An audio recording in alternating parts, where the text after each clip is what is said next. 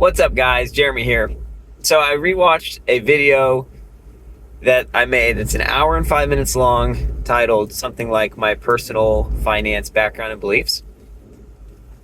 And I was getting a little spicy, and as I was rewatching the video, I think what I am digesting about myself is that I really have an aversion to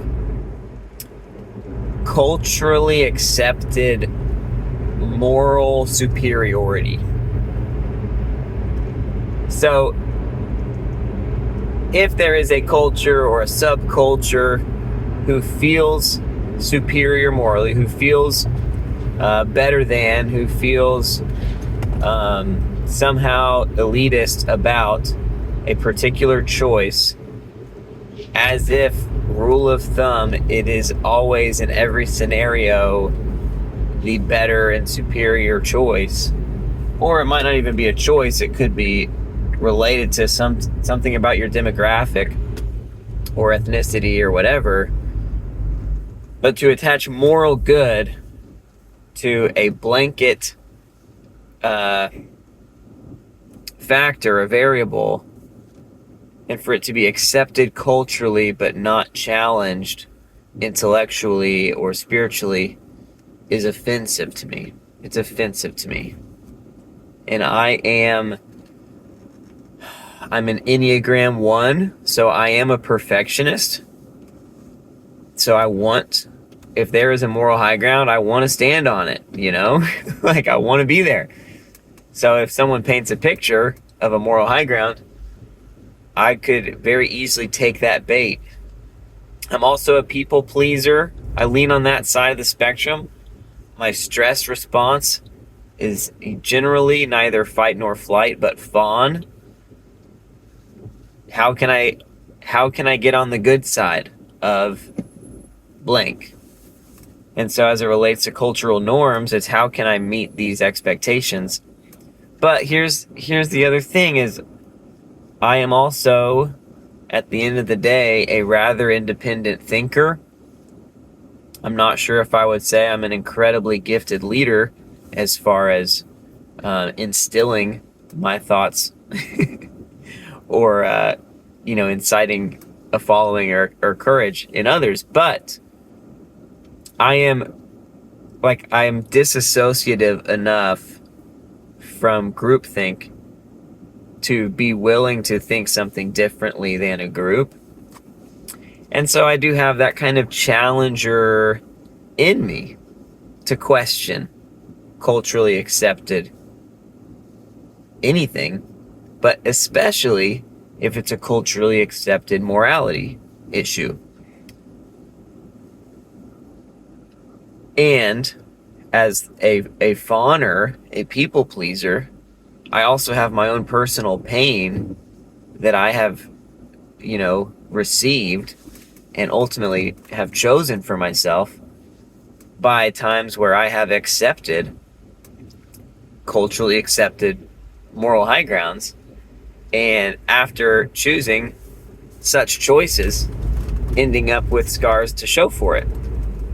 And I don't have time to get into all of those stories, but that is something that is generally coloring my my sometimes critical tone. It's really not on the offensive, but on the defensive.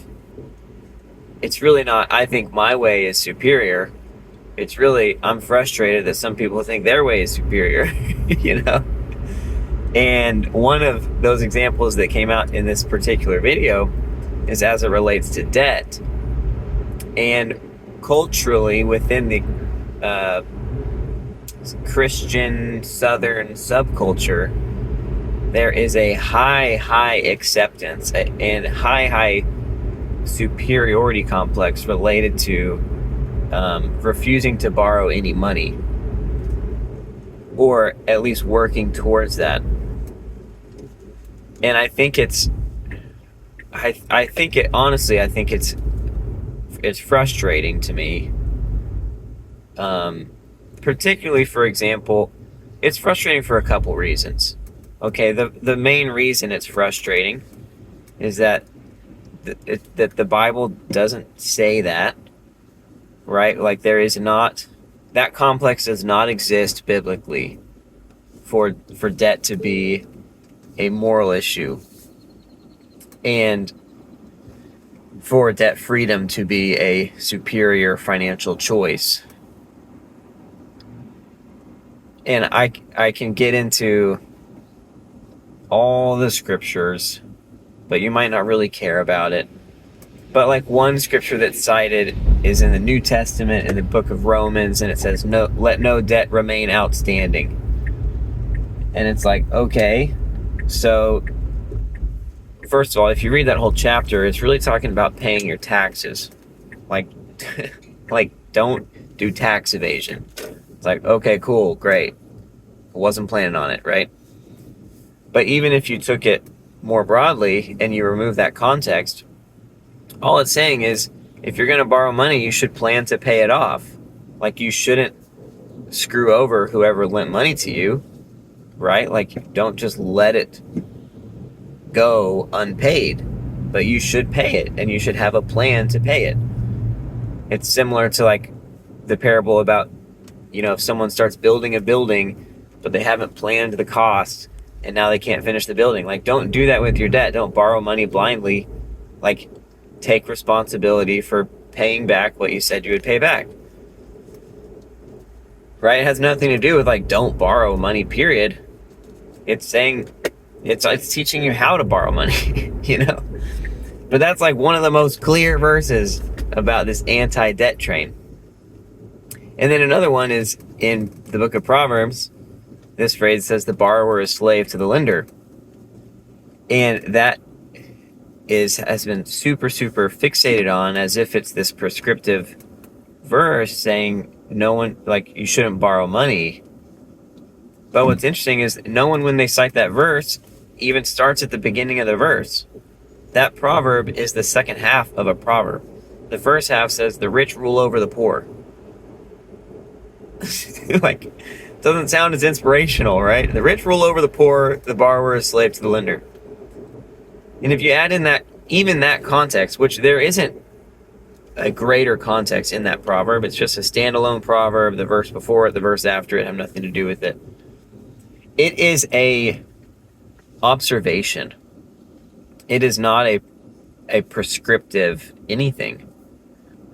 And if you think it is prescriptive, like there should be no debt, right? Because debt is slavery. Well, in Deuteronomy 15, like the Lord literally blesses the people of Israel, and he's like, you're gonna lend to many nations.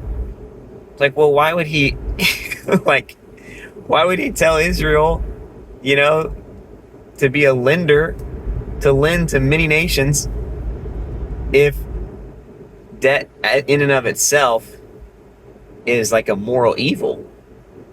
It's like saying, hey, pick any other righteousness issue, like have no idols before me. It's like, you're gonna be the craftsman, like you're gonna sell so many idols to other nations. Like y'all are gonna be able to make them and sell them for a profit because you're gonna be so blessed. It's like, no, like the Lord would not allow his set apart nation to be complicit in enabling and advancing things that he considers detestable. And debt is just not one of those things. It's a function of society. So going back to that proverb, the rich rule over the poor, if that's a prescription, what are we supposed to do? Are you supposed to be rich and rule over poor people? Is that what you're supposed to do? Or are you supposed to be poor and be slave to rich people who rule over you? It's like neither, right? The proverb is saying, look how screwed up our world is, Like, look how overpowered money is as a resource. And, by the way, in that culture, if you could not pay back what you borrowed, in that day, there was not this super generous bankruptcy law that, hey, Just do what you can for the next 7 years, and then we absolve you from any remaining debt. Like, no. The debt culture of that day is like, if you can't pay back what you owe, then you become an indentured servant. Like, you actually become a slave.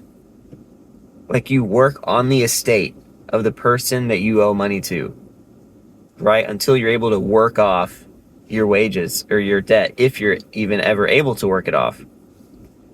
So to say the rich rule over the poor and then the borrower is slave to the lender, it's like, well, yeah, the borrower actually is like at risk of being enslaved, you know? Like, and even in that culture, it wasn't a moral issue whether or not to borrow. Like, there are many proverbs about borrowing, many proverbs about lending, lots of advice on how to and how not to do it. But like, the imagery of the borrower being slave to the lender is so potent in that cultural context. And again, it's not saying never borrow money, right? Like, there is no prescription to that verse. So anyways, I'm offended about the cultural acceptance of debt freedom being a moral high ground, because it's not the theme of the Bible, but also because it's not intellectually honest, it's not emotionally honest. The vast, 99% of Southern Christians that accept that debt is bad, which I disagree with, right? That debt is bad and debt freedom is a moral high ground. 99% of them have debt. You know, so I'm like, it's just like, you don't actually believe that. You know, almost all, and if they don't have debt, they did have debt. If they don't have debt anymore, debt was a significant part of their financial story. No doubt. No doubt. 99% have used a credit card and been able to enjoy life at a cheaper cost because of credit card points, you know, or at least been able to pay for something now and then pay off the card statement in 6 weeks with money that they earned in that 6-week period of time. 99% have had a student loan before to go to college, to have a great career. 99% have gotten their first car on a car loan that enabled them to have a safe and reliable vehicle as they began their life as a young adult. 99% took on a mortgage for their first home or for their second home, and that enabled them to create wealth as the asset appreciated over time and they continued making their house payments. 99% have used or still do use debt, and yet somehow trumpet this debt is bad harmony. And so I'm like, it's just like, why are we talking about something if none of us even believe it? The last one that bothers me about this particular moral high ground is that it has been capitalized on and incredibly popularized by Dave Ramsey. And it's like, there is no Dave Ramsey without debt. Like, Dave Ramsey needed debt. There is no him without debt. He borrowed a lot of money. He went bankrupt. There is so much that he learned in an advanced state because of the intensity, the potency of the experience, due to the financial obligations that he had committed to, the pain that he went through, the way that it affected his relationship with his wife Sharon, the way that it inspired him to start diving deep into church when he was not a Christian, or certainly not an active Christian before. Like, debt, his experience with debt shaped and formulated him in a substantial way, even to the point where he made it a mission. Like, he built Ramsey Solutions. He built a radio show around talking about getting out of debt which he could not and would not have done without his experience using debt. And the leader that he became as an entrepreneur is in so many ways shaped by what his experience with debt taught him. And he acts like all it taught him was how stupid that was. And, he has a PhD in DUMB. I mean, he's a great personality. I like Dave Ramsey a lot. Okay. So I'm not trying to even diss him or clout chase or anything.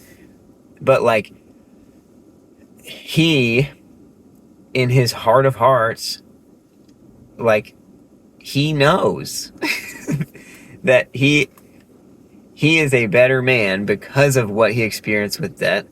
And he knows that he learned things through that in a faster and more potent way than he could have without debt. And guess what else?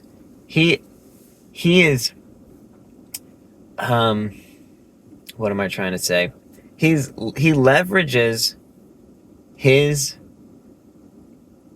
morality, by treating debt as a moral bad, he creates a culture that is kind of like, maybe not quite cult, but like, he positions his company as an inherent moral good, almost like this is intrinsically morally superior. Ramsey Solutions, helping people get out of debt. There's just this assumption that that's the right and the good thing for everyone.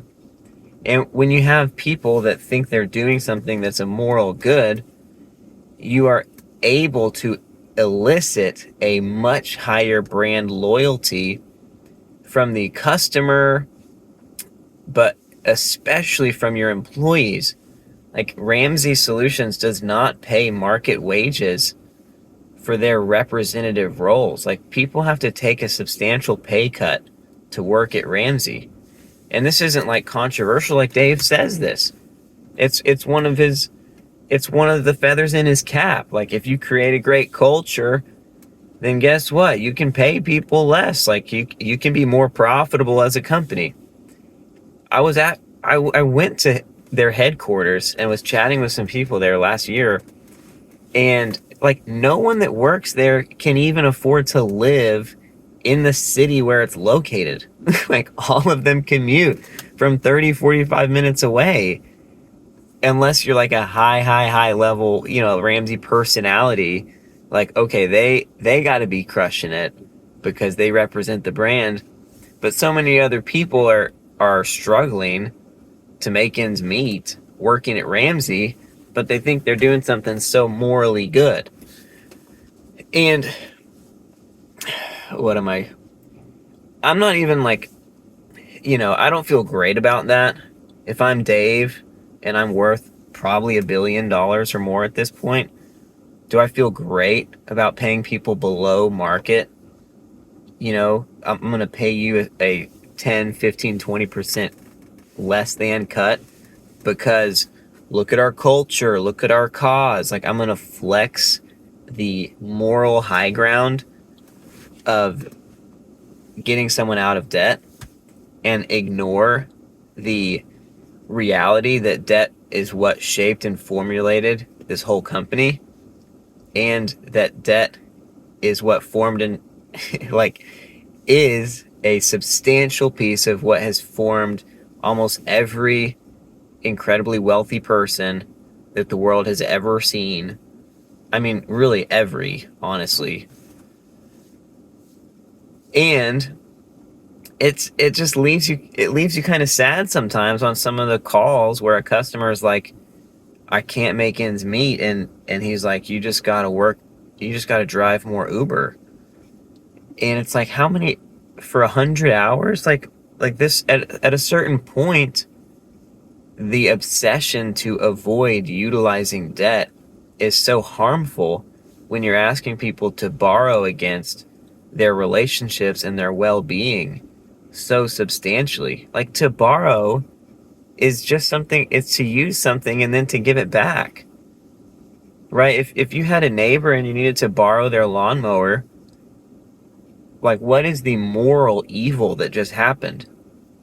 Like, it's a good thing to have a lender and a borrower that are mutually in support of one another, that want the best for one another. Like, we just assume this intensely evil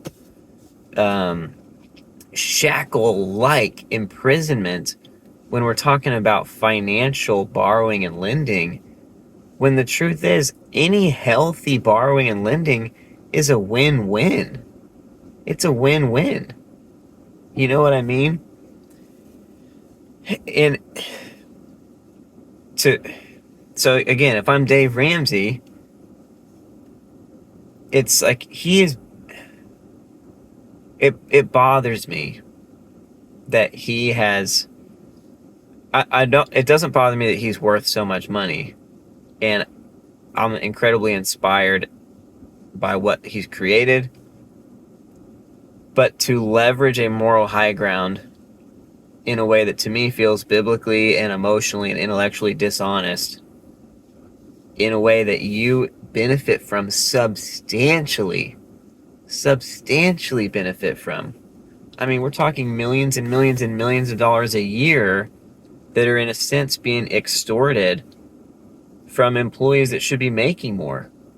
And we're talking about millions and millions and millions of dollars a year from customers that feel like Dave Ramsey's way is the only way. We got to do Financial Peace University. We got to go to this conference. We got to listen to this podcast. We got to subscribe to this. We got to use this budget app. Like, Dave Ramsey is he's in a business for profit, but he's acting like a biblical prophet.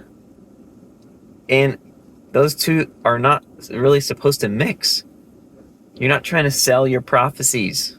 You're not trying to elicit a cult following where you can do no and say no wrong, and for people to attach to a message with a belief that they are intrinsically doing something morally superior is just it's a dangerous place to put people in, and it's not really fair. And Dave is not a financial advisor, right? He's an entertainer. He's a financial educator and entertainer that is out there to sell financial associated products. And I don't think this cultural assumption is very good. I don't think it's very nice. So anyways, I didn't mean to go on that long of a Dave Ramsey rant, but Dave Ramsey's kind of like, I guess you could say, kind of like, maybe not hypocrisy, but at the very least, mixed motives, right? At the very least, that bothers me about it, particularly because he's a leading voice in this debt is evil narrative. But then the people that are reinforcing it don't actually believe it, but they don't even realize they don't believe it because groupthink and culture, etc. And then the Bible just doesn't say that. And so then if someone actually reads the Bible, and which the Bible says something, I'm not trying to say debt is good. I'm saying it's neutral. Like, debt in and of itself, to borrow money is very neutral. It's very neutral. It is so translucent. It has nothing to do with moral good or evil at all. So if you're reading scripture and you're like, man, it seems like the way this is talked about in the Bible is different than what everyone I know is saying, and that's scary and that's sad, and now I have to pick, like, well, do I trust my church or do I trust the Word of God? And am I a rebel or am I a saint? Like to cause people to really wrestle with their own like spiritual security over a narrative that some people are actually behind the scenes profiting substantially from. It just doesn't, I wouldn't sleep well. I don't like that. And even in my tone when I was trying to be pro debt, in my video the other day, I said multiple times, I would never just borrow money to borrow money. I would never recommend someone just borrow money. I'm not trying to be Mr. Pro Debt. I'm not a lender. I don't have any commission. If you borrow money, I don't make anything from that. You know what I mean? But to reject it as an option, thinking that somehow you're getting ahead and somehow you are better than because of that, is I think is a financial mistake. But then to say that you reject it, but then actually to not reject it, but then act like you are morally superior because you said that you reject it. I mean, that's like the most Pharisee thing ever, right? And so I just, that offends me. It feels gross to me, and it feels sad to me. So just wanted to get a little bit more out there as far as my personal feelings about debt, and just to acknowledge, like, there is no Ramsey solutions without debt. And so if the reason that you're so convinced that debt is evil is because Dave Ramsey said so, well, just know that he would not be saying that without debt. You know? It's like, I don't know, like, whatever. We don't have to get into all of this. But let's say like someone gets a divorce, and then they spend the next 20 years talking about how horrible the person was that they were married to. It's like, well, why did you marry them, first of all? And there's no way they were that horrible. But, like, what did you learn, and how did that shape you? And if you're able to use that learning to your benefit in the future, then are you really worse off for it, or are you better off for it, right? Even hardship, when responded to well, is used for good. It's an empowering experience. And debt is a type of hardship. It's an accelerator. It's fuel to a fire. And so it can make things happen faster in either direction, right? So when you learn in the negative direction, you learn faster. When things happen in the positive direction, you make money faster. It's just an accelerator. And so to make anyways, what I was trying to get at with the divorce analogy is like, anything you do for such a long, anything that shapes you as a person, to then make your official stance anti that thing or opposite that thing, to me feels like a little bit emotionally dishonest, because you actually have been shaped. Versus, like, if someone never borrowed debt in their life ever, and they're talking about their preference for that, like, they would have more authority to speak to that, in my opinion, than someone who borrowed substantially, hyper aggressively, and as a result took away significant personal transformations, convictions, and experiences that shaped their future substantially. You know, like, if I were to say, like someone that's talking about what church they are a part of, you know, like, I would rather, whatever. You want testimonials from every angle at the end of the day, but there's something to be said for someone who has never associated, or what religion you're a part of, you know? Like, for me, I've never been an atheist, so I can say, like, what I divert from, or what I disagree with from an atheist worldview, and why I wouldn't recommend it. And that's, like, to me, that's a valid testimony. Versus if I were to deconvert from Christianity right now and become Buddhist, if I just, like, start talking about how bad Christianity is, or why I would never be a Christian, it's like, are you sure? Because I know you're not anymore, but, like, you know you were for 30 years, right? Like, don't you think there was maybe something you got from that experience if it was 30 years, and now you're leaping forward into your next season with passion and clarity and conviction? Like, don't you think you might have benefited, you know? Anyways, all right, I've talked enough about this. Hope you enjoyed it. anyone that likes or subscribes or comments, I appreciate it so much. If you ever want to hang out on my school page, you can head there at jeremybr.com. I'm trying to make some more content there too. So, all right, that's all I got. Talk to you soon.